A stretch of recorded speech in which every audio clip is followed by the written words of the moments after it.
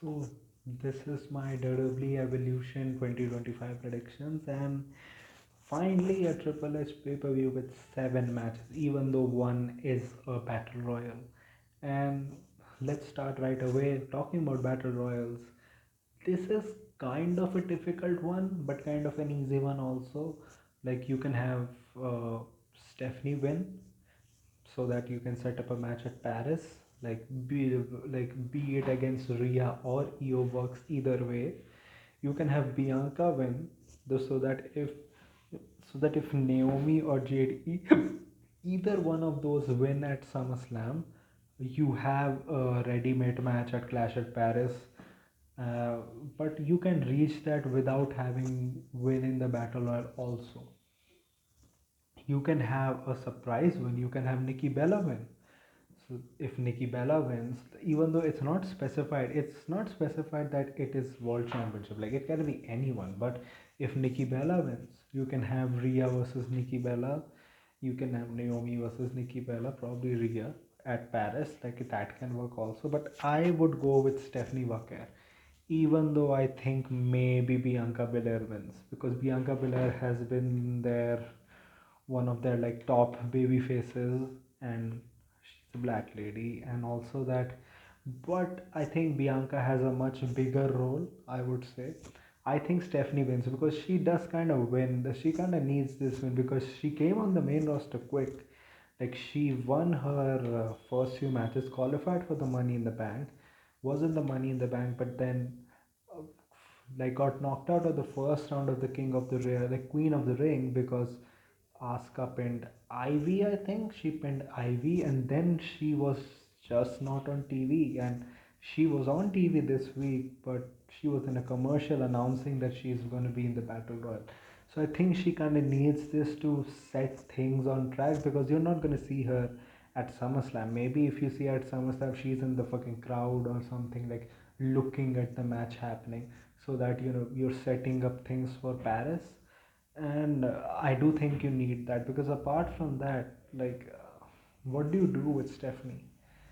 Like, of course, there are things to do with her, but I think probably this will be the one that will give her like a noteworthy win, like on like the biggest women's show ever. So I think that's what's probably gonna happen. Then second is the JC Jane versus Jordan Grace match. This is where I am a little bit like confused what's gonna happen. One thing that Marsha is gonna be there in the front row, because they're gonna have a match, winner takes all, 8 days after Evolution. So maybe Blake Monroe turns heel and JC Jane retains. So when JC versus uh, Masha happens, maybe Jordan Grace interferes, and that way, it ends in a DQ. Winner doesn't take all. Like I am, maybe Jordan loses. I don't know, but I'll go with Jordan Grace. I think Jordan Grace is gonna win, and I think probably one thing is gonna happen, that some way, something will lead. Maybe something happens at anniversary. Maybe something that happens at Evolution, which will lead to a Jordan versus Blake Monroe feud. So I pick Jordan Grace. Third match, it is for the women's tag team titles, which is Roxanne and Raquel versus Alexa Bliss and Charlotte Flair versus the Kabuki Warriors, which are Asuka and Kairi Sane, versus Sol Ruka and Zarya, which is Zaruka. I think this is where you probably set up, like you plant the seeds of a breakup between Sol Ruka and Zarya. This is where you do that, and I think probably there are two ways that this match can go. Either you have Charlotte and Alexa win, so that and then have like a, oh, we are allies of convenience, like type of tag title reign, or you have friction between them, which leads to them losing and the Judgment Day retaining, and maybe then getting Alexa Bliss and Charlotte Flair into that United States Championship division, where Julia will beat them, and then later down the line You properly have them maybe fight up against some heels, maybe through the Wyatt Six, maybe through something, have them come together like as a unit, and then maybe win the tag team championships from Roxanne and Raquel at WrestleMania. And I think that's probably the second one is probably the better choice, and that's what I'm gonna go with. I think Charlotte and Alexa Bliss will lose. I think the Judgment Day will retain because you have a lot to do with them being tag team champions. I think there's a lot of story to tell because they're just become like all of the Judgment Day are champions again. I think that storyline needs to like play out a little bit more. Like you do not just have your champions lose. Like when they lose those championships, be it at WrestleMania, be it at the Royal Rumble, be it before that, then you can do stuff with Roxanne probably going after either the Intercontinental Championship, maybe Lyra as the champion, or going after the Women's Championship, maybe against Rhea Ripley. That's where you set things up for that. I don't think this is the time right now to do that. And I do think Asuka and Kairi Sane's alliance will not be a long term alliance. I can see an Asuka heel turn happening soon, soon in the future because the way that they're setting up things on Raw, the way the promo packages have been happening, Kyrie getting those wins, like Asuka and Kyrie are probably going to be in the singles division, probably going to insert themselves into that intercontinental championship divisions. That if they have Lyra win the championship either at Evolution or at SummerSlam, like she has opponents to go up against, and I think that's what's probably going to happen with them. So I have the Judgment Day retaining. And then you have the fourth match, which is Jade versus Naomi. And I predict Jade is going to beat Naomi, and with the help of Bianca Belair. The only reason they brought back Bianca, even when she had a finger injury in her hometown, was first to like re-establish her as a babyface because she was getting a lot of boos during the road to WrestleMania, and second, also because they wanted to set up things with Naomi again, which had gone a little bit silent because she was involved in the EO and Rhea stuff. And I think with them doing the I went into your inside your home stuff, and I think what's probably going to happen is Naomi is going to be on top of Jade. She's probably going to be like, oh, I'm going to beat you, but Bianca comes back, costs Naomi the match, and Jade wins. Because you're not going to have Naomi win the match because Jade is going to face Tiffany at SummerSlam. So you're not going to have her so you're not gonna have her like beat Jade. So you're not gonna have her beat Jade, and I think Naomi losing doesn't really do anything bad for her because eventually at SummerSlam, if Jade wins, like she's gonna cash in there or she's gonna cash in between mid match. Knowing thoroughly the way that they have booked Jade, Jade is probably gonna beat Tiffany clean and then Naomi's gonna cash in. So that's gonna happen. So I do think it's gonna be Jade is gonna win and Bianca is gonna interfere. Then going into the fifth match, which is Tiffany versus Trish Stratus for the WWE Women's Championship. This has been a bad build, like Tiffany. Oh, it's Tiffy time. Oh, it's going to be Trishy time, and then if it would have worked so much better if it was a face versus heel dynamic. Like Tiffany can just be a bitch. Like she has been a bitch while she's been a baby face. It's just that she's been a bitch towards heel. Like she can be a little bit bitchy towards Trish Stratus. Be like, you know what? We did team together, but I'm better than you. Like slight shades of a heel. Like that would have worked better for this feud. But even then, like this has been kind of a dream match in many people's heads. And I do think Tiffany is gonna win clean. Probably Naomi is gonna try something, maybe, or maybe Jade, maybe Bianca returns here. You have Jade pin Naomi clean, but then Naomi, anyways, tries to cash in here because Jade has gone through much, so she doesn't come out. But Bianca comes out, stops it, and then Tiffany versus Trish goes on for 5 minutes more, and Tiffany wins clean. And Tiffany and Jade like stare at each other or something.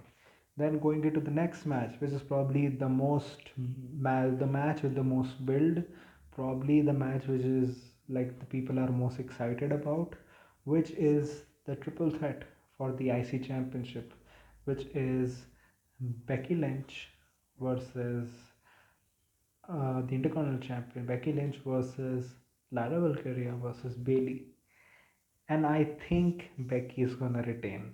I do think here she's gonna retain because Lyra and Bailey have so much with each other, and the way that they have set up is that Becky has kind of been like the background to a Lyra and Bailey feud, which has been happening essentially. And I think what's gonna happen is uh, Becky is probably gonna pin Bailey to win. And I think probably what's gonna happen on Raw is Lyra is gonna beat Bailey once and for all, and then it's gonna set up Lyra versus Becky at SummerSlam, and that's where you have Lyra take the title of Becky, and then after SummerSlam, Lyra can go do stuff with someone else, maybe a heel Asuka, and you have Becky and Bailey continuing their feud, and like do just a blood feud with them.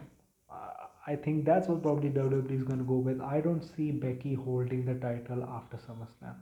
Even though they do that, like they can have Bailey turn heel, and because of that, Lyra loses to Becky, and that way you can set up a Lyra and Bailey feud as well, also.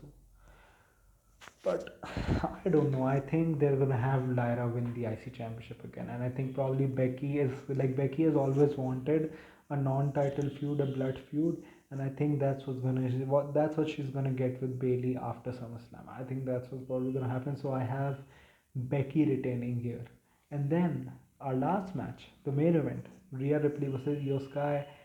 There are people who are saying that EO may retain because maybe they don't want to do a Stephanie versus Rhea at Clash at Paris.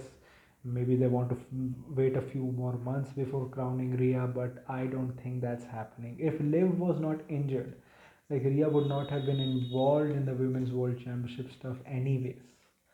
So it's a shame that Liv not being here, her being injured, has kind of like caused EO to like cut her reign short, which because of Triple H, because of his booking, he never booked her for any defenses after WrestleMania.